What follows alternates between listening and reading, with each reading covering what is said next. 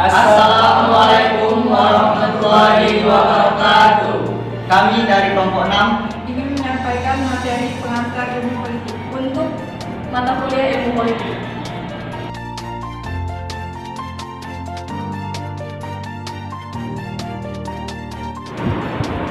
Baiklah, saya akan menyampaikan materi pertama yang berjudul deskripsi mata kuliah, yang di dalamnya meliputi pengertian politik secara umum, pengertian politik secara etimologi, dan yang terakhir, pengertian politik menurut para ahli. Yang pertama, deskripsi mata kuliah. Mata kuliah ini memberikan penjelasan tentang konsep-konsep dasar ilmu politik, sehingga mahasiswa mampu menawarkan solusi yang aktif yang menunjang pelaksanaan demokrasi di Indonesia, serta mampu menjadi aktor perubahan dalam masyarakat, menuju masyarakat madani yang cerdas dalam bertindak dan cermat dalam berpikir, demi kemajuan agama, bangsa, dan negara. Lalu, pengertian politik secara umum dan secara etimologi.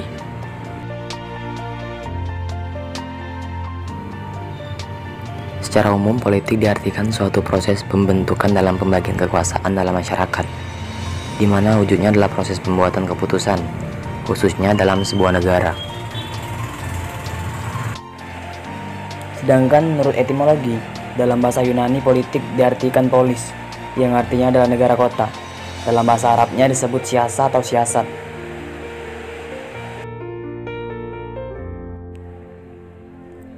Lalu pengertian politik menurut para ahli. Pertama ada Max Weber.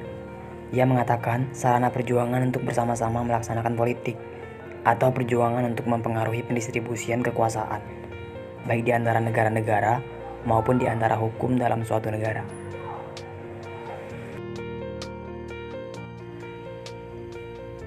Lalu ada Ibu Miriam Budiarjo.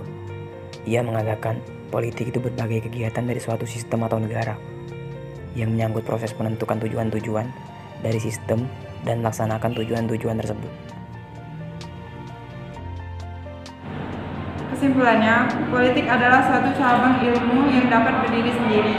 Selain itu, politik juga mempunyai tujuan. Yang pertama, tujuan politik di Indonesia, dan yang kedua, tujuan politik untuk berbangsa dan bernegara.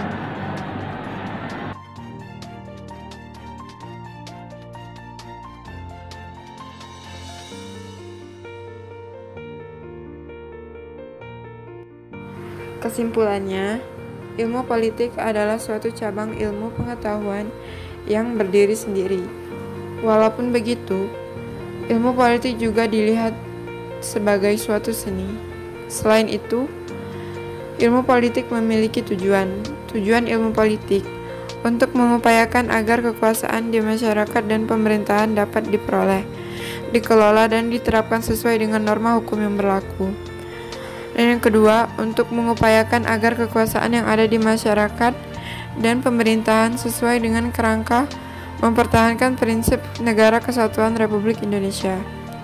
Tujuan politik di Indonesia yaitu untuk melindungi hak-hak semua warga negara Indonesia tanpa terkecuali, dan menjaga pelaksanaan kewajiban-kewajiban dengan melaksanakan pemerintah untuk mengatur keamanan.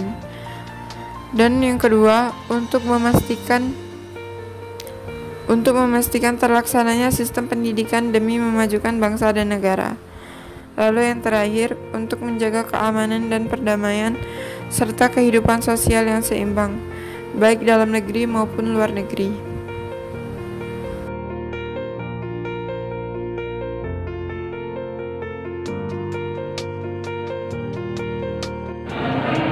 Baiklah, selanjutnya saya akan menjelaskan tentang objek dan posisi ilmu yang meliputi pengertian bangsa dan unsur terbentuknya bangsa, syarat negara, jenis kekuasaan, sumber kekuasaan, kewenangan, dan beda kekuasaan dan kewenangan. Pengertian bangsa dan unsur terbentuknya bangsa. Pengertian negara menurut Aristoteles. Negara adalah persekutuan dari keluarga dan desa guna memperoleh hidup yang sebaik-baiknya. Kelanjutan dari keinginan manusia untuk bergaul dengan orang lain dalam rangka menyempurnakan segala kebutuhan hidupnya.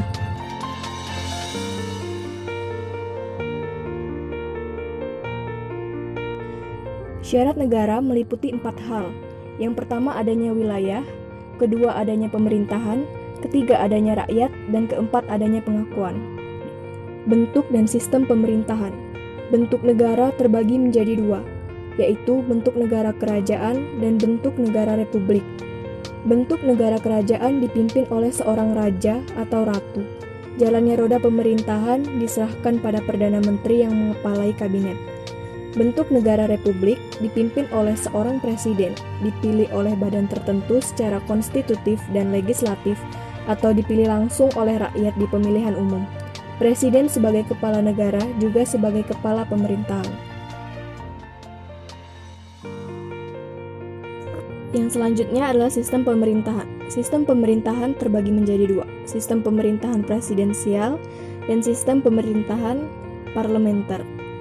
Berikut ini akan dijelaskan ciri-ciri dari sistem pemerintahan presidensial. Yang pertama, menteri diangkat dan diberhentikan oleh presiden. Kedua, menteri bertanggung jawab kepada presiden. Ketiga, eksekutif tidak dapat membubarkan parlemen. Keempat, parlemen diperlukan dalam rangka pengawasan terhadap jalannya pemerintahan. Kelima, presiden terpilih langsung oleh pemilih. Keenam, memiliki prinsip pemisahan kekuasaan atau separate of power. Sedangkan sistem pemerintahan parlementer memiliki ciri-ciri sebagai berikut. Yang pertama, menteri-menteri bertanggung jawab kepada parlemen. Kedua, menteri diangkat oleh parlemen dan dapat diberhentikan oleh parlemen. Ketiga, Perdana Menteri dan para menteri terpilih atas dukungan suara mayoritas parlemen. Keempat, parlemen dapat memberhentikan PM dan para menterinya melalui voting suara terbanyak anggota parlemen. Kelima, menganut prinsip pembagian kekuasaan atau division of power. Jenis kekuasaan. Jenis kekuasaan meliputi kekuasaan militer, kekuasaan ekonomi, kekuasaan politik, kekuasaan budaya, kekuasaan pemerintahan atau birokrasi, dan kekuasaan hukum. Sumber kekuasaan. Yang pertama, legitimate power atau melalui pengangkatan seperti undang-undang, surat keputusan, dan lain-lain. Kedua, coercive power atau cara kekerasan seperti kudeta, perebutan, atau perampasan. Ketiga, expert power atau berdasarkan keahlian seseorang. Keempat, reward power atau melalui suatu pemberian. Kelima, reference power atau melalui daya tarik seseorang. Dan yang terakhir, yang keenam, legitimasi sosial atau melalui pemilihan yang dilakukan oleh masyarakat.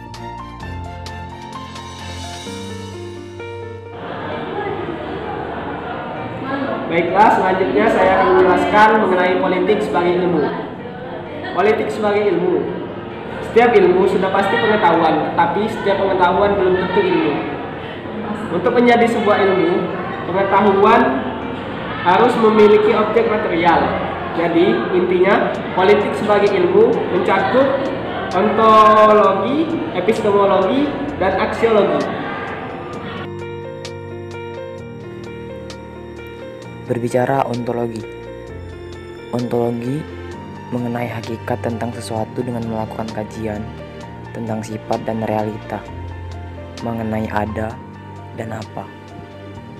Untuk ontologi ilmu politik sendiri, Bu Muriam Budiarjo menyebutkan sekurang-kurangnya ada 5 objek ontologi, yaitu negara, kekuasaan, pengambilan keputusan, kebijaksanaan umum, pembagian.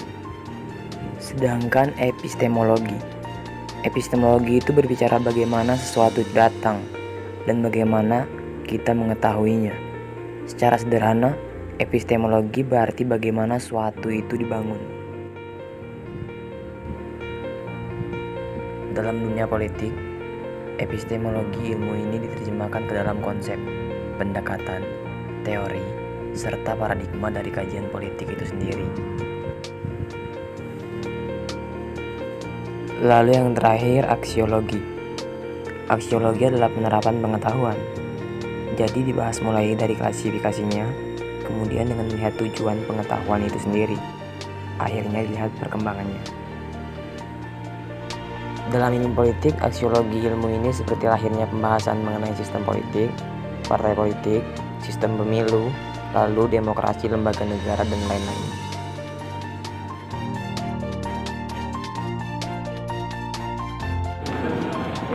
Selanjutnya, metodologi ilmu politik. yang mencakup objek materi dan forma ilmu kenegaraan, terus hubungan ilmu politik dengan hukum tata negara, dan terakhir objek material dan formal ilmu politik. Yang pertama, metodologi ilmu politik. Metode induksi, metode deduksi, metode dialektis, metode filosofis, metode perbandingan, metode sejarah, lalu metode fungsional, sistematis, hukum, dan sinkretis.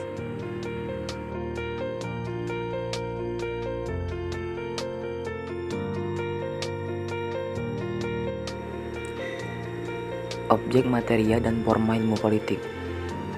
Misalnya ilmu politik, objek materianya adalah negara, objek formanya adalah kekuasaan, partai politik, grup penekan, kepentingan masyarakat.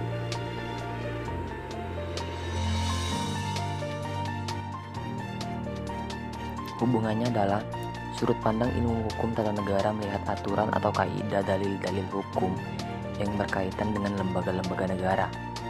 Sudut pandang ilmu politik melihat penggunaan kekuasaan oleh para elit dalam menyelesaikan permasalahan hukum.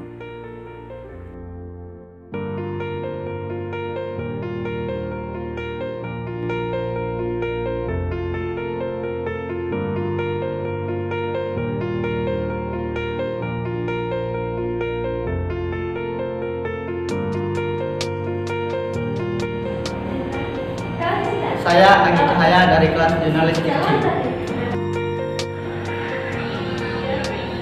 Saya Gina Kusniawati dari kelas jurnalistik C. Saya Sonia Oktari dari kelas jurnalistik C. Saya Fajri Wirakansa dari kelas jurnalistik C.